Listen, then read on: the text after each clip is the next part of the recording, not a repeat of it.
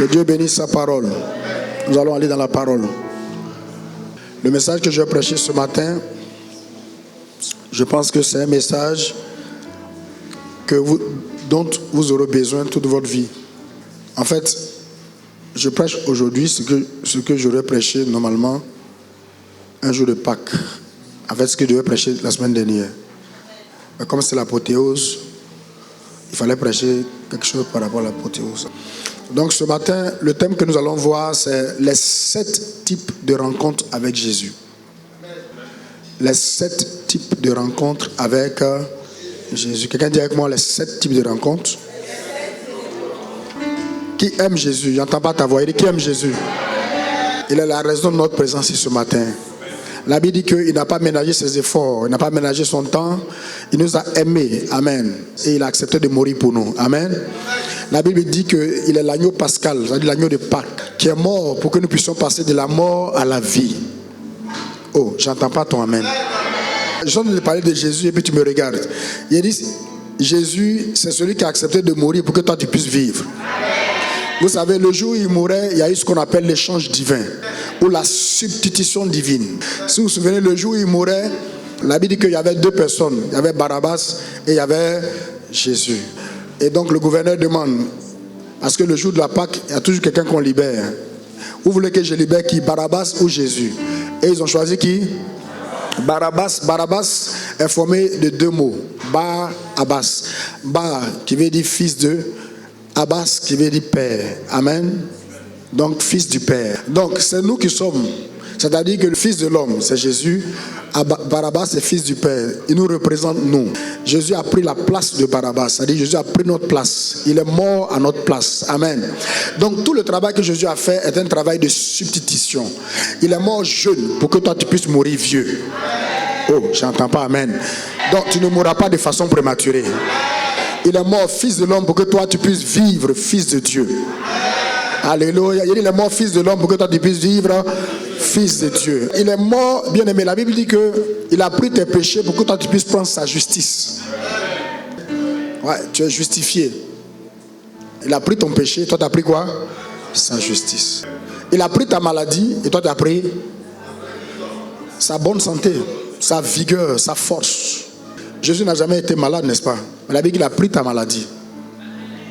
Il a pris ta pauvreté. Et toi, tu as pris sa richesse. Donc, tu n'as pas le droit d'être pauvre. Ok, si je veux continuer, on ne va pas quitter dans ça. Donc, on va aborder notre thème de ce jour, les 7 types de rencontres avec Jésus. Écoutez-moi attentivement. Il dit c'est un message dont vous aurez besoin toute votre vie. Toute votre vie. Au centre de la vie chrétienne se trouve le Seigneur Jésus-Christ. Au centre de la vie chrétienne. Quelqu'un a dit, et c'est vrai, il dit l'unité de mesure du christianisme, c'est Jésus-Christ. La vie chrétienne tourne autour du Seigneur Jésus-Christ. Donc ce matin, nous allons parler des 7 types de rencontres avec Jésus. Nous allons nous baser sur le compte rendu de l'évangile de Jean au sujet de la résurrection de notre Seigneur Jésus-Christ. Tout ce qu'on va voir, c'est dans le livre de Jean. Donc, il s'agit de parler de Jésus après sa mort et sa résurrection. C'est-à-dire, on parle de Jésus vivant. Quelqu'un dit avec moi, Jésus est vivant. Donc, je ne parle pas de Jésus avant la mort et la résurrection. Je parle de Jésus après la mort et la résurrection. Jésus vivant. Et selon l'évangile de Jean, Jésus a eu une rencontre progressive avec ses disciples après sa résurrection. Et chaque rencontre les a introduits dans une dimension unique. Vous allez voir, c'est très intéressant. Ça, c'est un message que tu ne peux prêcher que par expérience. Ça fait longtemps quand même qu'on est pasteur, qu'on est chrétien, donc par expérience. Alléluia. Ok, donc on va aller, comme on a 7 points, on va aller aussitôt. Le premier point, donc, c'est la rencontre de l'extérieur. Prenez des notes. Moi-même, je veux que vous preniez des notes. Ça va vous aider. Si tu n'as pas l'habitude de prendre notes, aujourd'hui, il faut prendre des notes. Tu peux aller prêcher ça à quelqu'un d'autre. Jean chapitre 20, on va lire du verset 1 au verset 2. La rencontre de l'extérieur. La Bible dit, le premier jour de la semaine, Marie de Magdala se rendit au sépulcre dès le matin. comme il faisait encore obscur, elle vit que la pierre avait été ôtée du sépulcre. Elle courut vers Simon, Pierre et vers l'autre disciple que Jésus aimait et lui dit, ils ont enlevé du sépulcre le Seigneur et nous ne savons pas où ils l'ont mis. La rencontre de l'extérieur. Vous savez, Marie de Magdala, elle fait partie des femmes qui étaient dans l'équipe de Jésus, n'est-ce pas? Ok. Elle s'est rendue au tombeau pour voir le corps de Jésus. Et elle a constaté que la pierre avait été roulée. La pierre qui fermait l'entrée du tombeau, n'est-ce pas? Ok. Elle ne s'est pas approchée de plus près. Amen. Elle a vu que la pierre était roulée. Elle ne s'est pas approchée. Elle s'est aussitôt retournée en courant pour aller le rapporter aux disciples, dont Pierre et Jean. Quand vous voyez Jean, quand il parle de lui dans son livre, il ne dit pas son nom. Il dit l'autre disciple. Ok, que Jésus aimait. Donc, elle vient, elle voit que le tombeau, la pierre qui ferme le tombeau a été roulée, que le tombeau est ouvert, mais elle ne s'est pas approchée.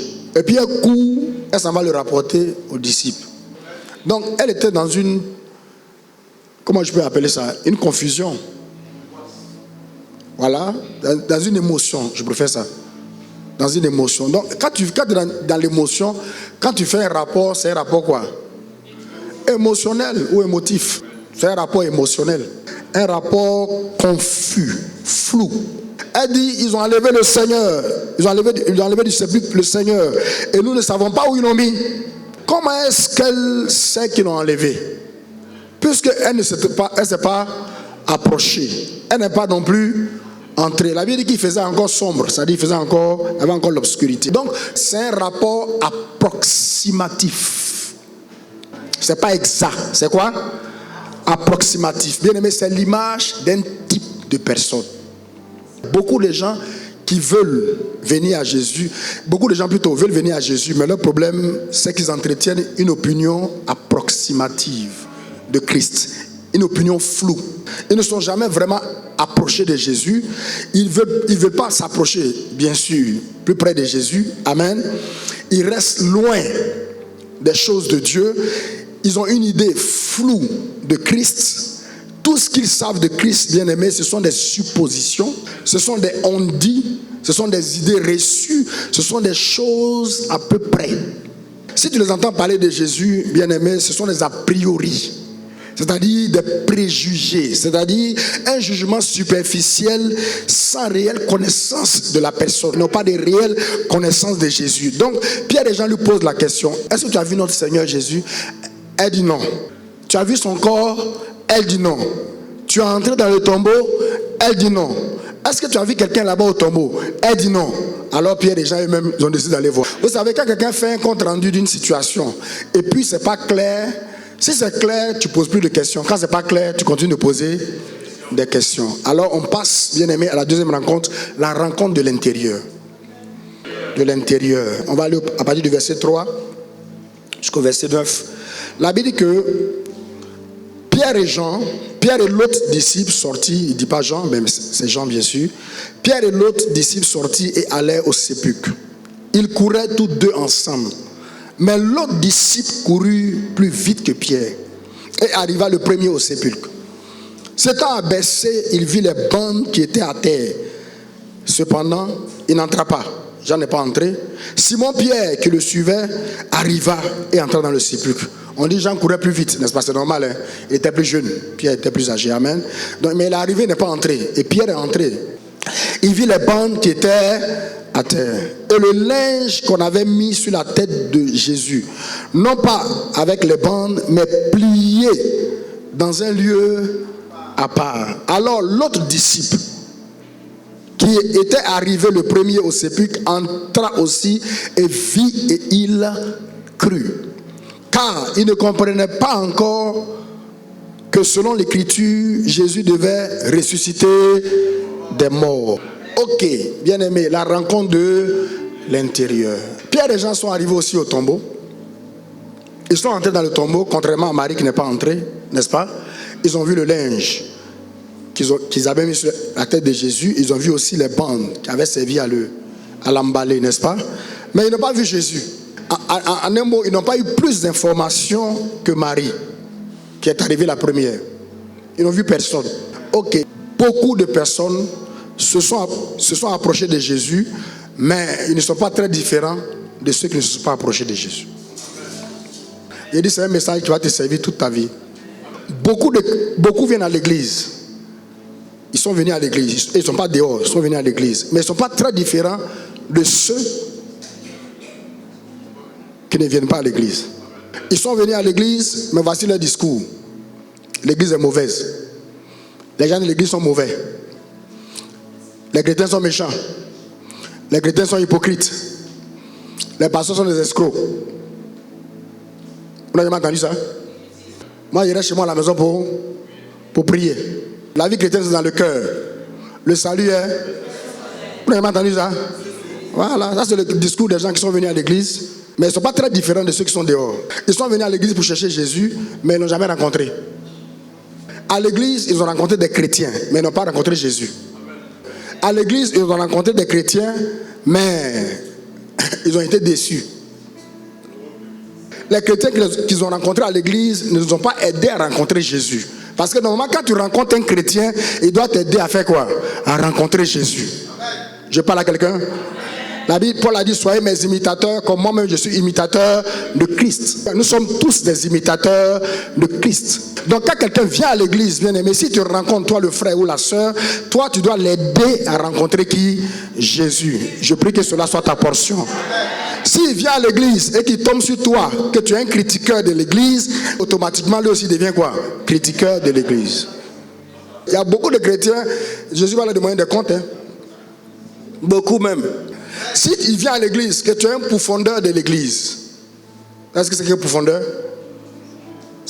Hein? Bon, moi je suis pasteur, je ne suis pas professeur de français. Amen. Si tu es un pourfendeur de l'église, et s'ils deviennent quoi? Pourfendeur de l'église.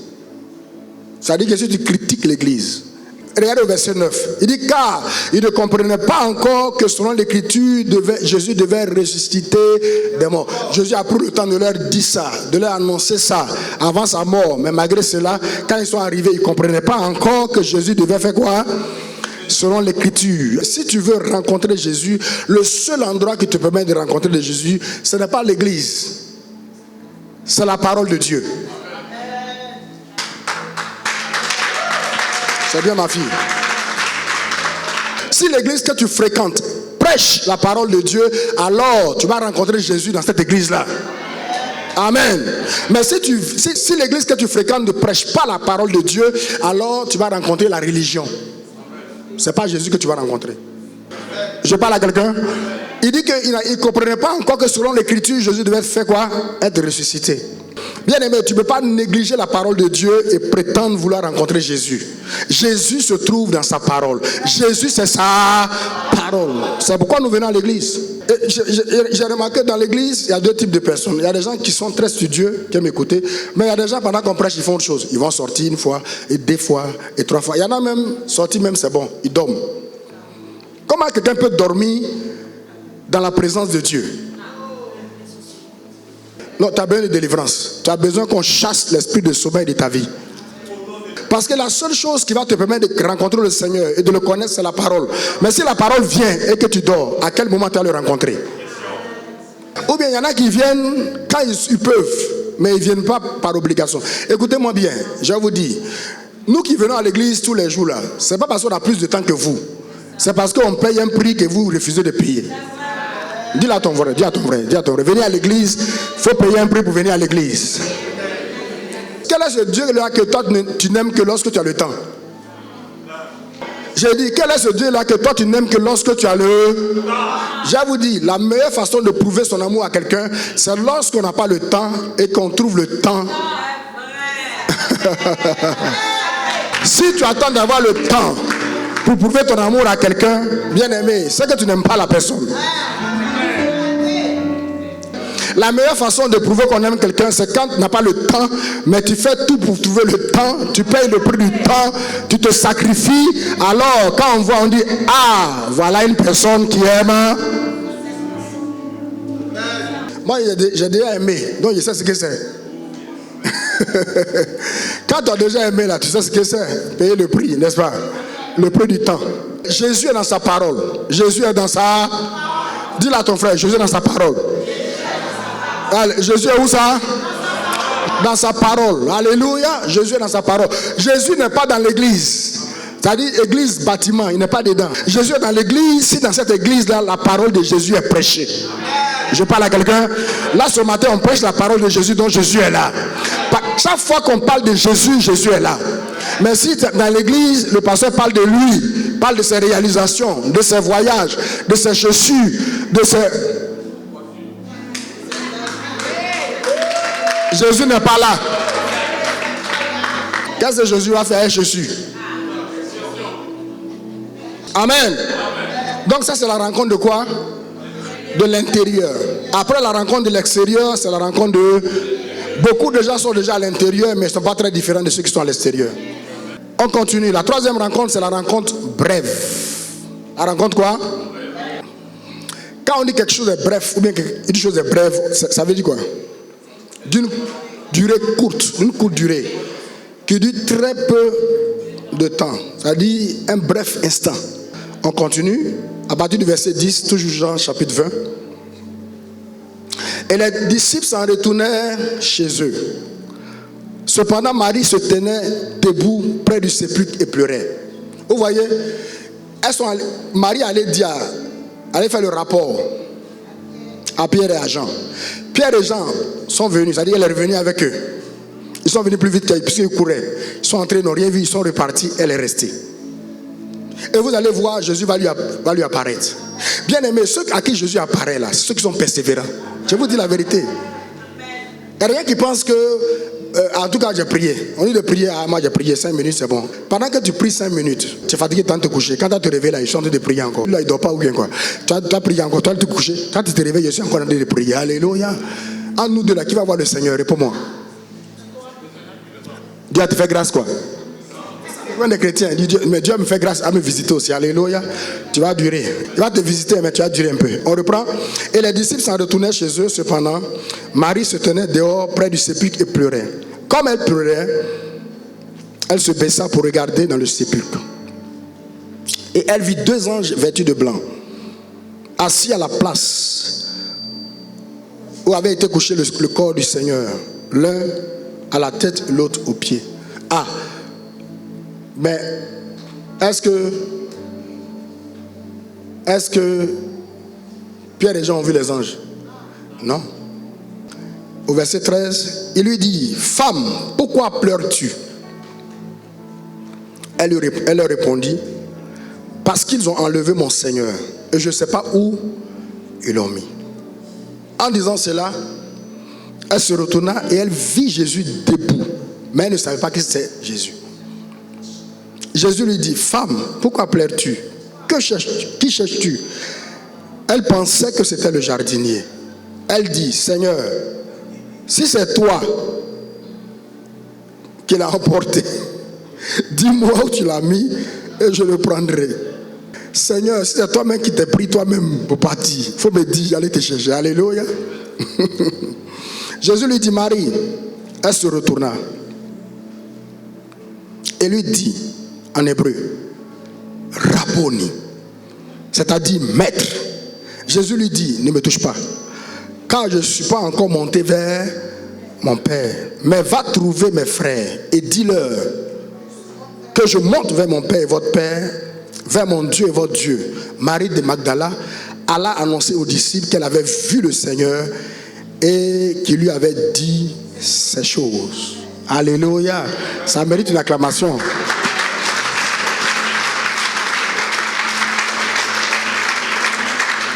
Finalement, Marie est entrée dans le tombeau. Premièrement, elle n'était pas entrée, mais finalement, elle est entrée dans le tombeau. Elle a vu 2 anges, mais ça ne l'a pas ému, outre mesure. Vous voyez, non? Pourquoi? En général, quand on voit les anges, ils sont en chose. Ça ne l'a pas ému. Pourquoi? Mais parce qu'elle elle cherchait le Seigneur Jésus. Alléluia. Voilà, elle avait un objectif. Ok. Elle voit même Jésus, mais elle ne l'a pas reconnu. Pourquoi? Dites-moi pourquoi elle n'a pas reconnu. Pourquoi? Celui qui trouve ça, je lui donne 10 000 francs. Oui. Son aspect a changé. Oui. Oui. C'est ma fille. Amen. Elle cherchait un Jésus mort. Alors que Jésus est ressuscité.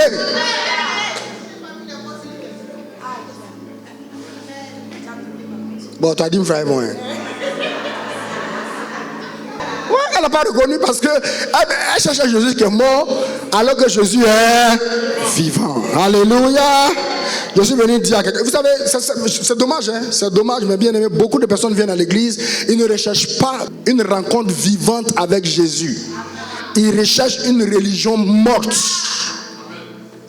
Donc quand ils viennent, qu'on ne fait pas les choses comme eux ils pensent, ou on ne joue pas à l'orgue, goum, goum, goum, ou on chante les lyriques, vous savez non?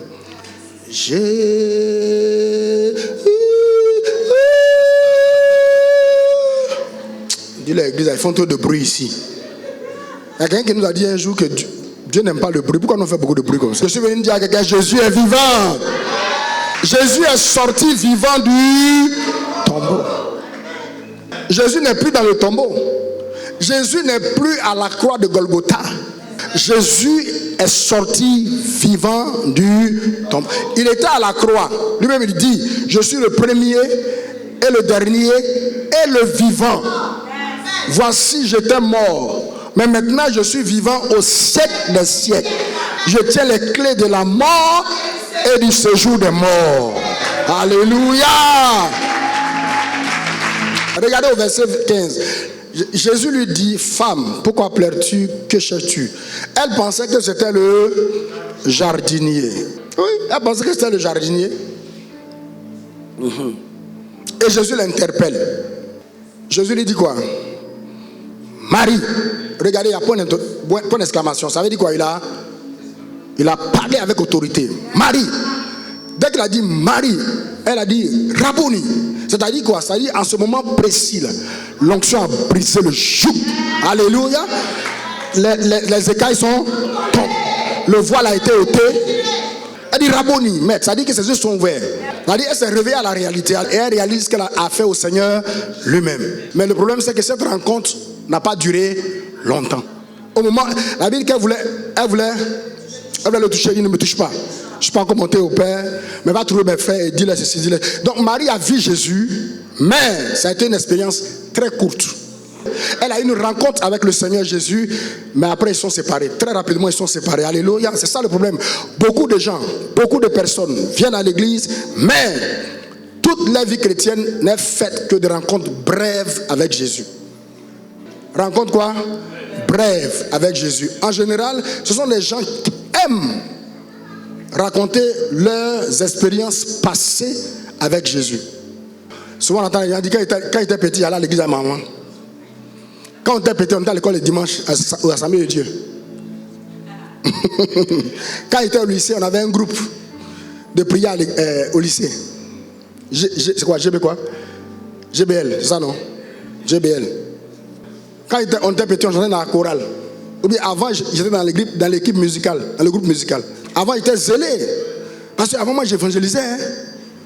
Avant, je priais longtemps. On ne parle pas d'avant, on parle de maintenant. Maintenant, qu'est-ce que tu fais? Demande à ton voisin. Maintenant, tu fais quoi? Il y a des demandes à ton voisin. Il ne faut pas me demander. Il faut demander à ton voisin. Maintenant, là, tu fais. Qu'est-ce que tu fais maintenant? Mais bien aimé, ce sont des bonnes personnes. Ce sont des gens qui, en général, des gens qui rencontrent le Seigneur, mais ils le perdent aussitôt. C'est-à-dire qu'ils n'ont pas la persévérance pour que leur expérience avec Jésus dure. Bien aimé, ça fait plus de 30 ans que je suis chrétien. J'ai toujours été zélé. Je n'ai jamais été dézélé. Jamais. Non, je vous dis jamais. De sorte que ceux qui m'ont connu avant, quand ils me voient, ils me demandent comment tu fais pour demeurer toujours la même personne? Parce que je suis persévérant. Écoutez, la persévérance fait partie des principes de la réussite. Il y a très peu de choses dans lesquelles on réussit sans persévérance. Très peu de choses. La plupart des choses pour réussir, c'est la persévérance. Dis à ton voisin, sois persévérant. Tu veux rencontrer le Seigneur? Tu veux connaître une rencontre longue avec le Seigneur? Sois persévérant. Sois persévérant. Donc en général, c'est des personnes bien aimées, comme j'ai dit, qui rencontrent Jésus, mais elles le perdent aussitôt. Elles ont des expériences avec Jésus, mais ça ne dure jamais. Tout ce qui leur reste, ce sont les souvenirs du passé. Elles ont rencontré Jésus, mais elles l'ont perdu. Dis à quelqu'un, il ne faut pas perdre Jésus. Faut pas perdre. Si tu l'as rencontré, il faut le garder. Est-ce qu'on peut acclamer le Seigneur pour cela? Ça nous amène à la 4e rencontre. La rencontre de groupe. De groupe. On continue. On s'était arrêté au verset 18. On va continuer au verset 19. Toujours dans Jean chapitre 20, à partir du verset 19. Jean chapitre 20, à partir du verset 19. La Bible dit que le soir de ce jour, qui était le premier de la semaine, les portes du lieu où se trouvaient les disciples étaient fermées à cause de la crainte qu'ils avaient des Juifs. Jésus vint se présenter au milieu d'eux et il leur dit: la paix soit avec vous. Shalom. C'est comme ça que les Juifs se saluent. Verset 20. On peut avoir sur l'écran. Et quand il eut dit cela, il leur montra ses mains et son côté.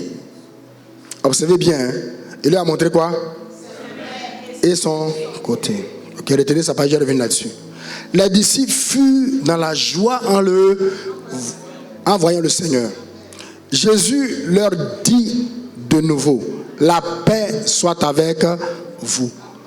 Comme le Père m'a envoyé, moi aussi je vous envoie.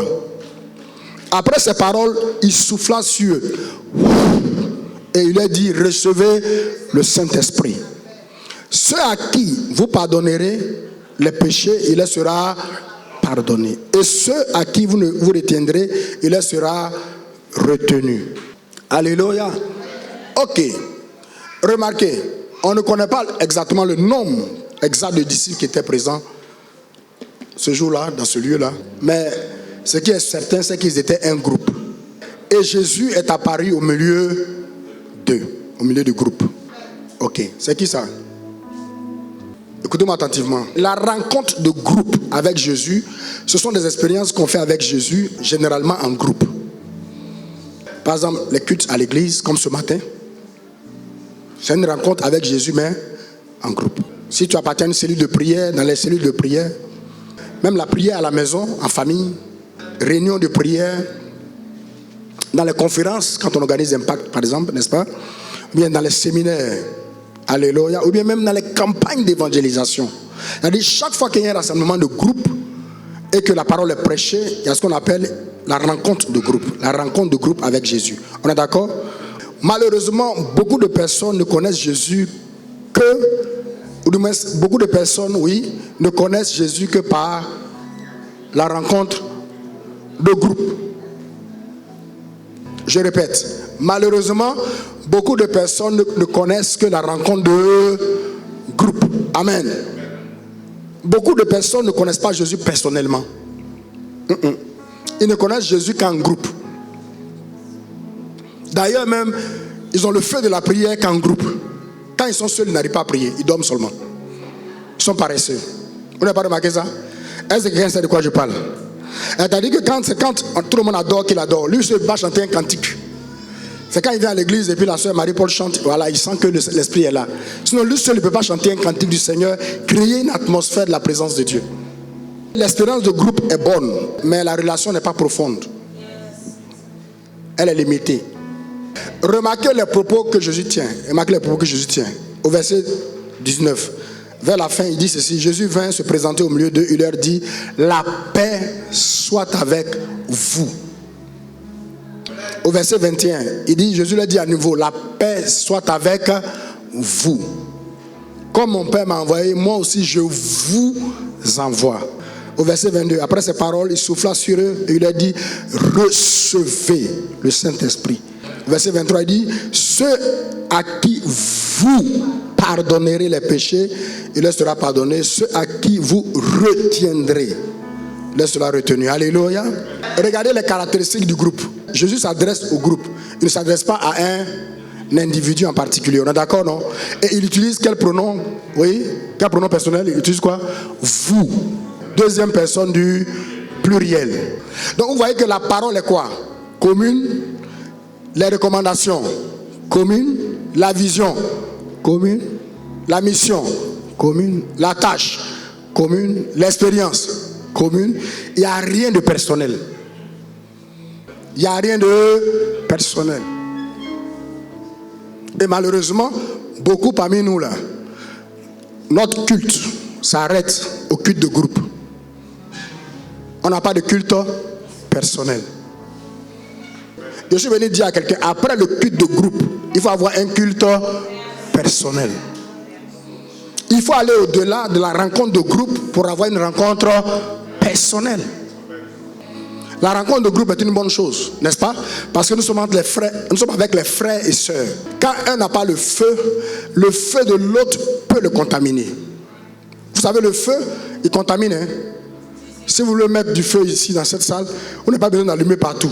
Vous mettez un peu quelque part, le feu qui est là va contaminer les parties qui n'ont pas de feu jusqu'à ce que tout le bâtiment prenne feu. Donc, dans la rencontre de groupe, mon feu contamine ma fille qui est là, son feu contamine l'autre et ainsi de suite, et ainsi de suite, et ainsi de suite. C'est une bonne chose, alléluia. Mais quand tu as fini avec le feu du groupe, il faut aller créer ton propre feu.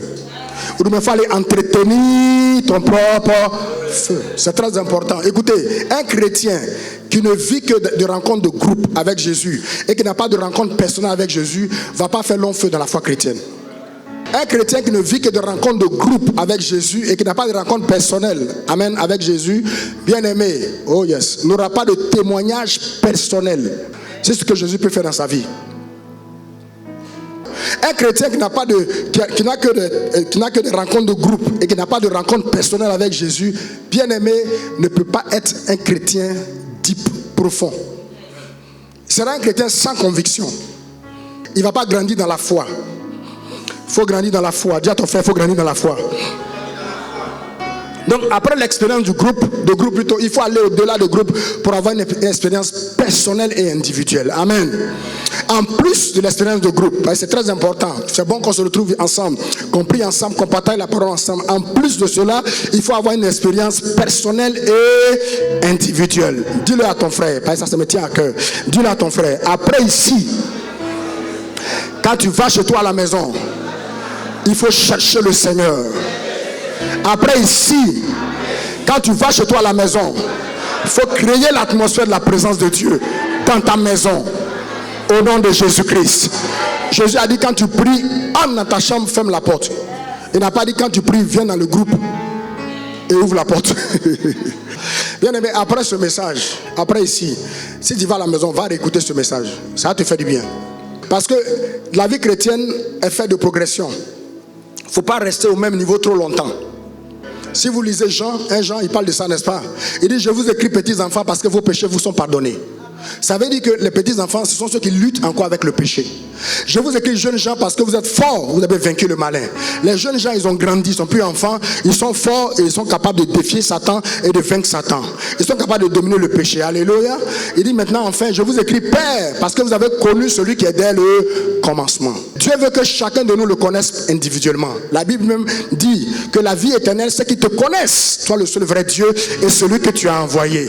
Donc chacun de nous doit connaître Jésus personnellement. Connaître Jésus n'est pas quelque chose qui est réservé à 2 ou 3 personnes, au pasteur, à ses assistants ou à la femme du pasteur. Non, chacun de nous individuellement doit connaître le Seigneur. Quelqu'un parmi vous doit pouvoir venir me dire, papa, oh, voilà ce que Dieu m'a montré. Amen.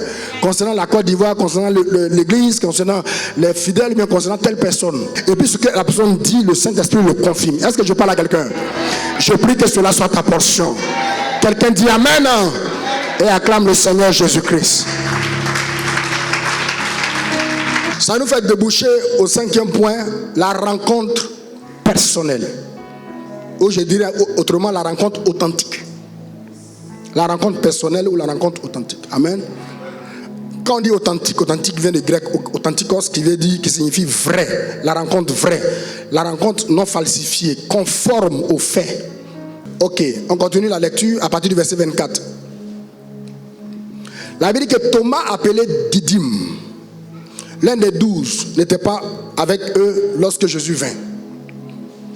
Les autres disciples lui disent, nous avons vu le Seigneur. Il dit, nous avons fait quoi? vu le Seigneur.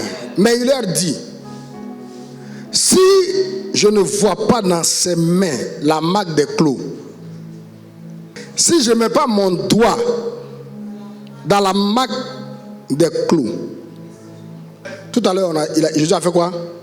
Jésus leur a montré sa main à son côté. Mais la Bible n'a pas dit que quelqu'un est parti toucher. Mais lui, il dit, s'il ne voit pas, et que s'il ne met pas son doigt, et si ma main, si je ne mets pas plutôt ma main dans son côté, je ne croirai point. 8 jours après, les disciples de Jésus étaient de nouveau dans la maison et Thomas se trouvait avec eux. Jésus vint, les portes étaient fermées, se présenta au milieu d'eux et dit, la paix soit avec vous. Puis il dit à Thomas, il a dit quoi? La paix soit avec vous.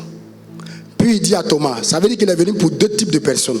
Il est venu premièrement pour le groupe, mais il est venu exclusivement pour Thomas. Avance ici ton doigt et regarde mes mains. Avance aussi ta main et mets dans mon côté. Et ne sois pas incrédule, mais crois.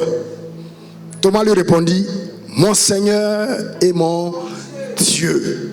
Jésus lui dit, parce que tu m'as vu, tu as cru. Heureux ceux qui n'ont pas vu, mais qui ont cru. Ça mérite une acclamation, ça.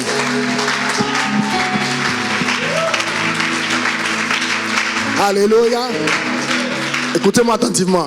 Vous voyez, la religion traite Thomas de Saint Thomas de façon un peu péjorative, n'est-ce pas? Donc maintenant, quand quelqu'un dit qu'il ne croit pas à quelque chose, on l'appelle quoi? Saint Thomas. C'est devenu une moquerie, n'est-ce pas? Mais moi, ce matin, j'ai dit merci à Thomas.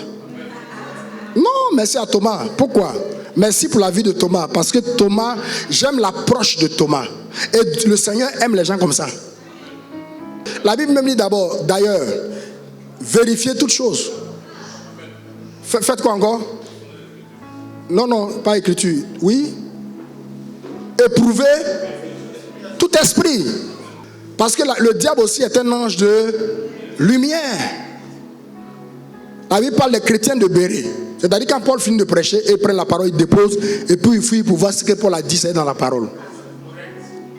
Vous savez, le problème des chrétiens, et surtout des chrétiens ivoiriens, parce qu'en Côte d'Ivoire, tout prospère. Le vrai prospère, le faux aussi. Quelquefois, le faux prospère tellement que le vrai même a du mal à prospérer. Non, je vous dis, les chrétiens ivoiriens aiment tout ce qui est faux. Ils n'éprouvent pas, ils ne font rien. La dernière fois, on parlait d'un homme de Dieu. Je disais à ma femme, ce qui me fait mal dans cette histoire, ce n'est pas l'homme de Dieu lui-même, mais c'est les honnêtes gens qui sont assis chaque dimanche en train d'écouter l'homme de Dieu en train de prêcher. C'est pour eux que ça me fait mal. Les Ivoiriens n'éprouvent rien. On s'en fout. C'est qu'est-ce que nous, on est là-bas.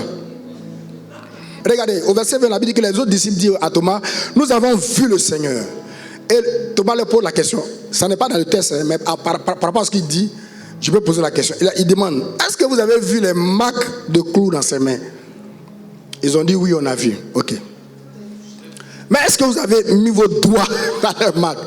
Ils ont dit non. Est-ce que vous avez mis vos mains sur son côté pour voir? Ils ont dit non. Il dit, mais alors qu'est-ce que vous pouvez me dire que c'est le Seigneur? Après ne pas le Seigneur, n'importe qui peut se déguiser pour venir ici. Il sait qu'on attend le Seigneur, on veut voir le Seigneur. Donc Thomas est en train de dire aux autres, moi, je ne veux pas une expérience de groupe avec Jésus. Je veux une expérience personnelle. Je ne veux pas une expérience commune. Je veux une expérience individuelle. Est-ce qu'il y a des assoiffés d'expérience individuelle ici ce matin? Des assoiffés d'expérience personnelle. Tu sais pourquoi tu n'as pas encore vu personnellement le Seigneur? Parce que tu n'as jamais demandé. Quand quelqu'un vient dire, ah vraiment, j'ai prié, Dieu m'a visité, tu es là, tu dis, mais comment ils font? Mais tu n'as jamais demandé. Demandez et vous cherchez et vous frappez et l'on vous. Il dit, je veux une expérience personnelle, je veux une expérience individuelle, je veux une expérience authentique avec Jésus. Une expérience quoi? Authentique, c'est pas flou, c'est pas non, c'est authentique. Quelqu'un dit avec moi authentique. Une expérience plus profonde, une expérience plus intime, une expérience plus intellectuelle même, intellectuelle, où l'intelligence peut l'expliquer. Amen. Je veux une expérience plus solide. Je parle à quelqu'un ce matin. Je ne veux pas passer toute ma vie chrétienne. Je ne veux pas que toute ma vie chrétienne soit faite d'expériences publiques. Amen. Je ne veux pas que toute ma vie chrétienne soit faite d'expériences communes. Je veux vivre une vie chrétienne avec une expérience personnelle. Quelqu'un dit Amen. Et je prie que cela soit ta portion. Quand tu seras en genoux en train de prier, en train de chercher Dieu, le Saint-Esprit va descendre sur toi. Et Jésus est venu dans la maison. C'est vrai à cause du groupe, mais Jésus est venu à cause de Thomas. Il avait déjà vu ce qui était là. C'est Thomas qui n'a pas encore vu. Ok. On ne sait pas le nombre exact de personnes qui étaient là présentes ce jour, mais ce qui est certain, c'est que Thomas était là. Et Jésus apparaît au milieu d'eux. Jésus dit à Thomas, je suis venu pour toi. Qui veut que Jésus vienne pour lui? Je prie que tu vois Jésus. Vous savez, si tu as vu Jésus personnellement, ta conviction sera différente. Ta conviction, c'est-à-dire ta foi sera différente. Même ton langage sera différent. Quand quelqu'un a vu Jésus personnellement, aucune épreuve ne peut le stopper. Aucune épreuve. C'est pourquoi, écoutez, ne vous contentez pas seulement de venir à l'église, d'entendre la parole que l'homme de Dieu prêche et de repartir. C'est bon, allez-y et permettez au Seigneur de confirmer la parole que l'homme de Dieu prêche. En vous parlant individuellement, personnellement. Ayez des rencontres, ayez des moments de prière. Si tu veux te retirer, retire-toi. Prie, cherche Dieu, prends 3 jours. Prie, cherche le Seigneur, le Saint-Esprit va te visiter. Je vous dis, les miracles ne sont pas pour les apôtres, c'est pour nous aussi. Les visitations divines ne sont pas pour les apôtres, c'est pour cette génération. On appelle cette génération la fin des temps, les derniers temps. Vous savez, la Bible dit que cette génération sera jugée plus sévèrement. La Bible même dit que les gens de Sodome et Gomorrhe vont nous demander des comptes. Parce que nous sommes dans une saison qui est très favorable. Nous sommes dans la saison du Seigneur. La Bible dit quoi? Une année de grâce.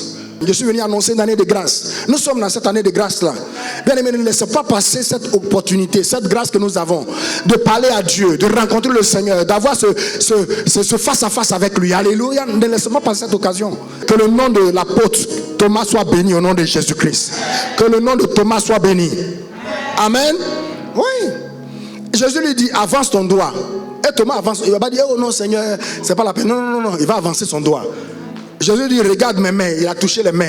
Amen. Avance sa main, mets-la sur le côté. Il l'a mis sur le côté. Quand il l'a mis, Jésus dit, sois pas incrédule, il faut croire. Alléluia. Il aurait pu, non Seigneur, désolé. Oh Seigneur, excuse-moi, vraiment, j'ai mal fait, je n'aurais pas dû dire ça. Il a mis son doigt. Et Jésus aime ça. Quelqu'un dit Amen. Quand il a mis, et il a été convaincu, maintenant il dit quoi? Il dit, mon Seigneur est mon Dieu. Mon Seigneur est mon Dieu. C'est-à-dire qu'il a prononcé le nom de Dieu à l'origine. Dans l'Ancien Testament, c'était le nom de Dieu. Seigneur et Dieu. C'est-à-dire, si quand vous lisez l'Ancien Testament, la Bible dit au commencement, Dieu créa, n'est-ce pas? Le nom qui est là-bas, c'est Elohim. Et si vous descendez, vous allez voir l'éternel Dieu, l'éternel Dieu, l'éternel Dieu, l'éternel Dieu, c'est Elohim. Ça dit créateur. Il a prononcé les 2 mots en même temps. Il dit quoi? Mon Seigneur et mon Dieu. Mon Seigneur, c'est quoi? C'est Yahvé, Yahweh. Et puis Elohim. Il dit Yahweh, Elohim. Pourquoi tu prononces un nom comme ça? Comme Pierre qui a dit, tu es le Christ, le Fils de Dieu, c'est Dieu qui t'a visité. Il faut qu'on arrive, il faut que l'église arrive au niveau où il peut dire le nom de Jésus. C'est-à-dire, il peut dire le nom de Jésus, non pas parce qu'il a lu dans la Bible, mais parce qu'il y a une conviction qui est descendue à l'intérieur de... Est-ce que je parle à quelqu'un sur... Donc, Thomas venait de faire une expérience personnelle plus profonde, plus intime, plus authentique. Et je prie que tu fasses cette expérience. Alléluia. Parce qu'une expérience plus profonde engendre une foi profonde. Une expérience intime engendre une foi intime. Une expérience authentique engendre une foi authentique. Quelquefois, notre foi n'est pas authentique parce qu'on n'a pas fait d'expérience authentique. Leçon à retenir ici, dans cette expérience, c'est que quand Jésus est venu, il a vu le groupe et puis ensuite il a vu Thomas. Ça veut dire que Jésus veut qu'on ait une rencontre de groupe avec lui. Comme ce matin par exemple. Mais Jésus veut aussi qu'on ait une rencontre personnelle avec lui. Ok. Donc, Jésus est venu pour le groupe, il est venu pour Thomas. Deuxième leçon importante, c'est que Thomas était dans le groupe, mais ça ne l'a pas empêché de faire quoi? Une personne avec le Seigneur. Ça veut dire que même dans le groupe, pendant que nous sommes dans le groupe, tu peux faire une rencontre personnelle avec le Seigneur. Enfin, Jésus lui dit, parce que tu m'as vu, tu as cru. Heureux ceux qui n'ont pas vu mais qui ont cru. Alléluia. Jésus est en train d'annoncer une nouvelle saison. Il est en train d'annoncer une nouvelle ère. Il dit dans cette ère-là, tu n'as plus besoin de me voir physiquement pour faire une expérience personnelle avec moi. Désormais, dorénavant, pour faire une expérience personnelle avec Jésus, le Christ ressuscité, c'est par la foi. Donc bien aimé, si tu rentres chez toi à la maison, si tu commences à prier par la foi, faut avoir la foi. Je vous dis, je pense que le gros problème des chrétiens, c'est la culpabilité. Les chrétiens ont un problème de quoi? Culpabilité. C'est-à-dire la conscience du péché. Jésus nous a sauvés, pas pour que nous ayons la conscience du péché. Jésus nous a sauvés pour que nous ayons la conscience de la justice. Nous sommes des justifiés. Nous sommes la justice de Dieu. Ce qui fait qu'on n'arrive pas à prier, c'est parce que quand on va vers le Seigneur, on va avec la conscience du péché, on va avec la culpabilité. La Bible dit dans Hébreux chapitre 4, le verset 16, approchez-vous avec assurance. Amen. On remplace assurance par quoi? Par foi. Approchez-vous avec foi. Approchez-vous avec une conviction profonde du trône de la grâce. Alléluia. Afin d'obtenir miséricorde et être secouru. Bien aimé, si tu ne vas pas avec foi devant le Seigneur, tu ne verras pas le Seigneur. Dis-moi, toi là, qu'est-ce que tu peux faire qui peut étonner le Seigneur? Qu'est-ce que tu peux faire que le Seigneur n'a pas encore vu? C'est quel nouveau kata que toi tu peux inventer que le Seigneur n'a pas encore vu, et à cause de ça, toi seul, bien, il va t'empêcher de le rencontrer. Va avec le sang de Jésus. Va avec le nom de Jésus. Va avec la foi en Jésus. Va au nom de Jésus. Est-ce que je parle à quelqu'un? Et le Seigneur va répondre à ta prière. Ça nous amène à la 6e rencontre. La rencontre intime. Vous voyez la progression, non? Bien aimé, ce qui est intime, c'est ce qui est caché, ce qui est intérieur, ce qui est personnel, privé, ce qui est secret, ce qui atteint le fond des choses. Quand on dit quelqu'un est intime, ça veut dire que c'est quelqu'un qui est proche. On continue. Cette fois-ci, je pense qu'on a pratiquement fini le chapitre 20. On va au chapitre 21. Après cela, Jésus se montra encore aux disciples sur les bords de la mer de Tibériade. Et voici de quelle manière il se montra. Simon-Pierre, Thomas, appelé Didyme, Nathanaël de Cana en Galilée, les fils de Zébédée et les 2 autres disciples de Jésus étaient ensemble. Ça fait combien? Simon-Pierre, Thomas, Nathanaël, les 2 fils de Zébédée, et ça fait combien? 7. 7 disciples étaient présents. Simon-Pierre leur dit, je vais pêcher. Il lui dit, nous allons aussi avec toi. Il sortit et montait dans la barque, et cette nuit-là, il ne prit rien. Le matin étant venu, Jésus se trouvait sur le rivage, mais les disciples ne savaient pas que c'était Jésus. Il leur dit, enfants, n'avez-vous rien à manger? Il lui répondit, non. Il leur dit, jetez le filet du côté droit de la barque et vous trouverez. C'est Jésus qui sait où se trouvent les opportunités.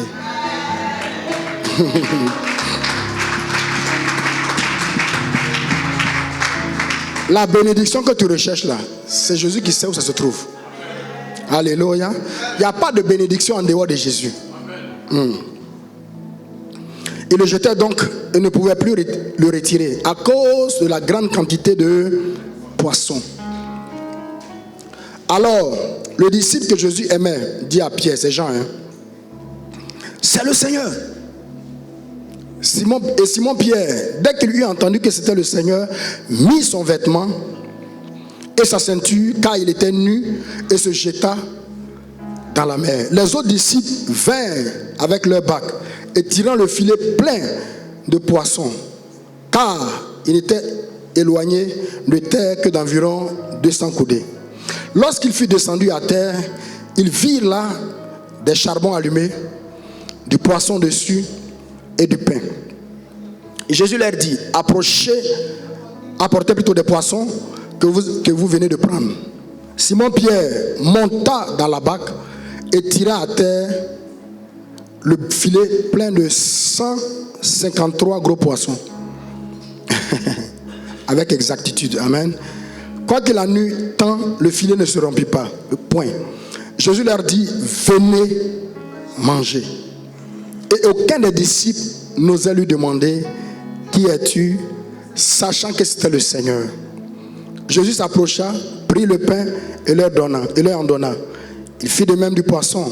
C'était déjà la 3e fois que Jésus se montrait à ses disciples depuis qu'il était ressuscité des morts. Amen. Oui, c'était la 3e fois qu'il se montrait en groupe. Une première fois sans Thomas, une deuxième fois avec Thomas, une 3e fois au bord du lac de Tibériade. Cette rencontre avec Jésus est intime. Pourquoi? Mais par son caractère intime. Jésus vient rencontrer les disciples au bord du lac de Tibériade, où ils étaient sortis pour pêcher. Donc ils étaient au nombre de combien? 7.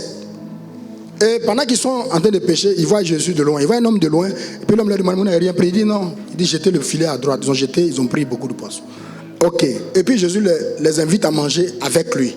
À manger avec lui. Mais avant qu'ils ne viennent, avant qu'ils ne soient au bord, avant qu'ils n'arrivent au bord de... Parce qu'ils étaient sur le lac. Avant qu'ils ne reviennent au bord, ils ont vu que Jésus avait déjà fait du feu. Il avait déjà cuit du poisson. Il avait apporté du pain. Donc, son objectif est clair là. C'est de faire quoi? Manger avec ses disciples. Son objectif, c'était de passer du temps avec ses disciples. Vous savez, souvent, même en famille, hein, quand la psychologie donne les stratégies pour que la famille soit soudée, on dit pour former une famille qui est soudée, unie, l'un des points essentiels, c'est quoi? Manger ensemble. Parce que quand le repas ensemble permet de faire quoi? De communier, de changer, de parler, de déviser, de bavarder, de discuter de plusieurs sujets et puis de passer du temps. Parce que souvent, on n'a pas le temps. La société moderne ne nous offre pas le temps. On est tous pressés. Les enfants viennent de l'école, il faut qu'ils se lavent, il faut qu'ils commencent à étudier, ainsi de suite. Vous voyez, on n'a pas le temps. Papa ne vient pas tôt, maman ne vient pas tôt. Donc, la façon d'avoir des moments intimes, c'est... Donc, Jésus voulait un moment intime avec ses disciples. Il voulait un moment de communion avec eux. Amen. Et chez les Juifs, la communion fraternelle se fait autour d'un repas. Là où on mange, comme j'ai dit, on bavarde, on converse, on discute des sujets communs. Donc, la relation est plus proche, elle est plus intime. C'est ce que Jésus voulait avec ses disciples. Écoutez, bien-aimés, une relation intime avec Jésus, ça se cultive. Ça ne tombe pas du ciel. Amen. Si vous voyez quelqu'un qui est intime avec Jésus, il a cultivé cela. Il n'est pas né avec. Vous savez, l'erreur que beaucoup de personnes font, c'est qu'ils pensent qu'il y a des gens qui ont une grâce spéciale qu'eux, ils n'ont pas. Là où tu es assis, là, tu penses que moi, le pasteur, j'ai une grâce spéciale que tu n'as pas. C'est pourquoi je prêche comme je prêche, je fais ce que je fais. La Bible dit que Dieu ne fait exception de personne. C'est ce qu'il a dit à chose. À Caïn. Il a dit à Caïn, quand il n'a pas agréé son offrande, il dit, si tu fais bien, tu relèveras ta tête. Mais le péché est couché à ta porte, domine sur lui. Il a dit à Caïn, ce n'est pas que je ne t'aime pas, ou que j'aime Abel plus que toi. Non, je ne fais exception de personne. Ce n'est pas que j'aime Abel plus que toi. Seulement c'est qu'Abel fait des choses que toi tu ne fais pas. Mais si tu fais les choses qu'Abel fait que j'aime, toi aussi tu vas entrer dans mon amour. Bien aimé, certains sont plus intimes à Dieu que d'autres. Pourquoi? Parce qu'ils font des choses que Dieu aime.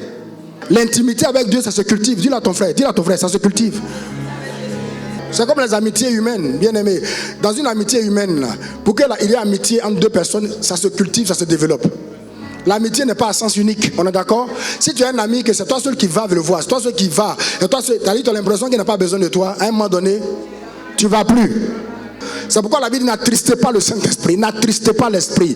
N'attristez pas l'Esprit, ce n'est pas seulement péché, mais n'attristez pas l'Esprit, c'est lorsqu'on n'a pas de communion avec le Saint-Esprit, on n'a pas d'intimité avec lui. Alléluia. Alors, oui, comment on cultive l'intimité? Bien aimé, en passant du temps ensemble. En passant du temps, ayez du temps ensemble. Deuxième chose, en communiquant. Troisième chose, en étant transparent l'un vis-à-vis de l'autre. Alléluia. Quatrième chose, en partageant des intérêts communs. Bien aimé, quand Jésus les invite à manger, la table à manger est un intérêt commun. La Bible dit que le disciple, au verset 7, il dit le disciple que Jésus aimait, dit c'est le Seigneur. Au verset 12, il dit personne n'osait lui poser des questions parce que tous ils savaient que c'était le Seigneur. Écoutez, celui qui a une relation intime avec le Seigneur, oh yes, sait reconnaître le Seigneur. Ouais. Quand Dieu est quelque part, il sait reconnaître. Quand Dieu agit quelque part, il sait reconnaître. C'est-à-dire celui qui a une relation intime avec le Seigneur sait reconnaître les actes du Seigneur. Pour ne pas dire les œuvres du Seigneur. Je prie pour toi, l'esprit de paresse, esprit d'assoupissement, esprit satanique et démoniaque envoyé par l'enfer pour t'empêcher d'avoir une intimité, avec le Seigneur. Je le réprime de ta vie au nom de Jésus-Christ. Je dis tout esprit assigné par l'enfer contre toi pour t'empêcher d'entrer dans l'intimité de Dieu.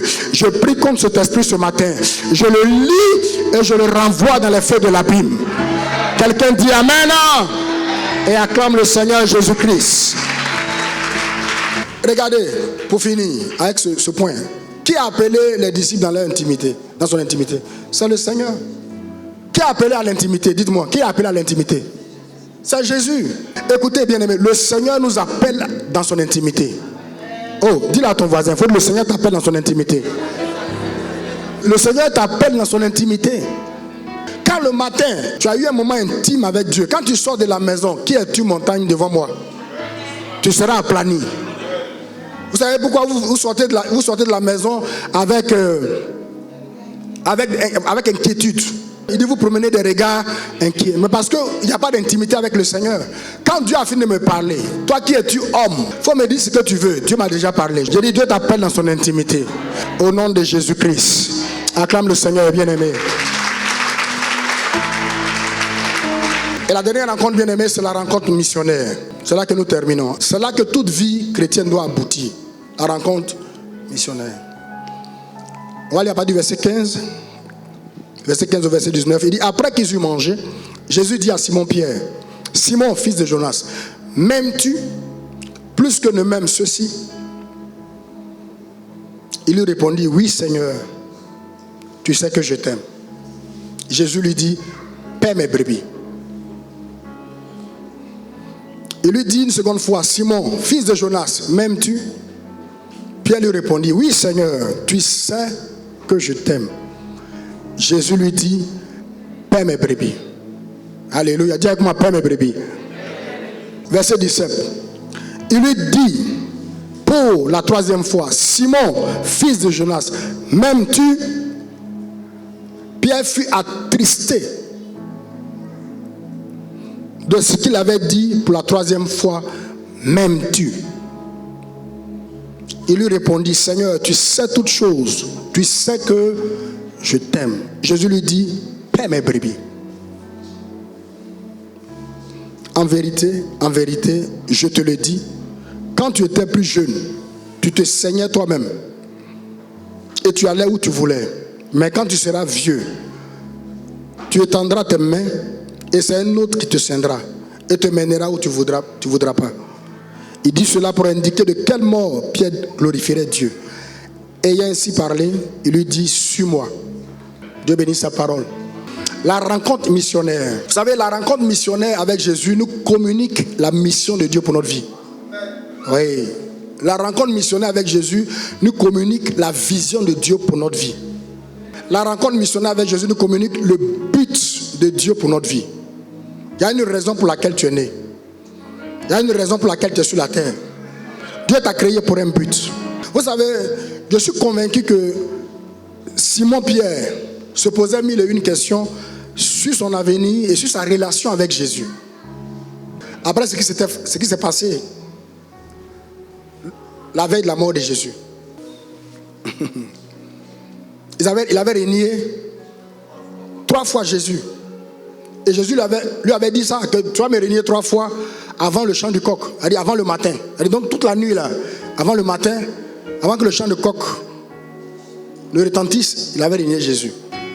Et voilà que Jésus est ressuscité. Quand il était dans le groupe, la première fois que Jésus est arrivé, il était là, mais Jésus ne lui a pas adressé la parole. Jésus, avant même cela même, Jésus a rencontré Marie de Magdala. Elle est venue dire, j'ai vu le Seigneur, n'est-ce pas? Il n'a pas demandé Pierre. Quand il vient la deuxième fois dans le groupe, il se met vers Thomas. Il ne parle pas de Pierre. Alors que Pierre était très proche de lui.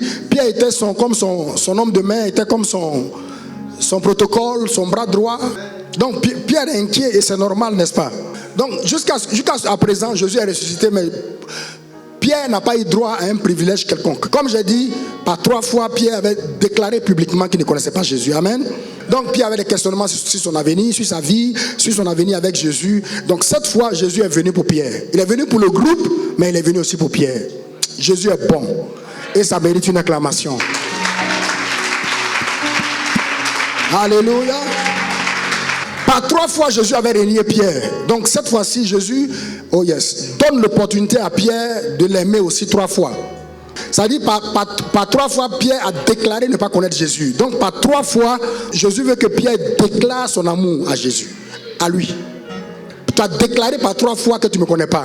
Donc pour que tu sois réhabilité, tu sois restauré, il faut que par 3 fois tu déclares que tu me connais, que tu m'aimes. C'est ce que j'appelle grâce pour grâce.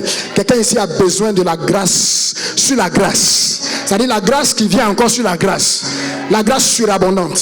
Je prie que cela soit ta portion.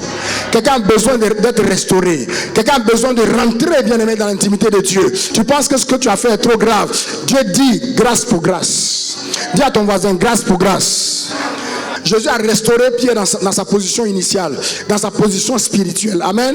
Jésus a mis Pierre en mission pour lui. Tu ne peux pas avoir une rencontre intime avec Dieu. C'est dans la rencontre intime avec Dieu que Pierre a reçu sa mission. Tu ne peux pas avoir une rencontre intime avec Dieu sans une rencontre missionnaire avec Dieu. Ce n'est pas possible.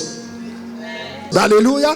Tu ne peux pas avoir une rencontre intime avec Dieu sans que Dieu ne te mette en mission. Vous qui ne voulez pas servir Dieu là, vous savez pourquoi vous ne voulez pas servir Dieu? Parce que vous n'avez jamais eu de rencontre intime avec Dieu. Si tu as une rencontre intime avec Dieu, il va te mettre en mission. Forcé. Parce que tout ce que Dieu cherche, c'est quoi? Dieu cherche des hommes et des femmes qui sont à lui pour les envoyer vers d'autres qui ne sont pas encore à lui. C'est tout la vie chrétienne. Alléluia. Ta destinée prophétique se trouve dans l'intimité de Dieu. Ta mission se trouve dans l'intimité de Dieu. Ton appel se trouve dans l'intimité de Dieu. Ce que Dieu a fait pour Pierre, il veut le faire également pour toi. Jésus t'appelle, bien-aimé, dans son intimité. Ce qu'il t'appelle à faire se trouve dans son intimité. Jésus t'appelle dans son intimité. Là, il va te confier ce qu'il t'appelle à faire. Je termine par cela. C'est l'exemple de Moïse qu'on a vu. Pour ceux qui suivent le mercredi, qui sont là le mercredi. L'exemple de Moïse. Quand Moïse est né, la Bible dit que Moïse avait de beaux yeux. Il était beau plutôt aux yeux de Dieu. C'est une façon de dire que Moïse était le choix de Dieu.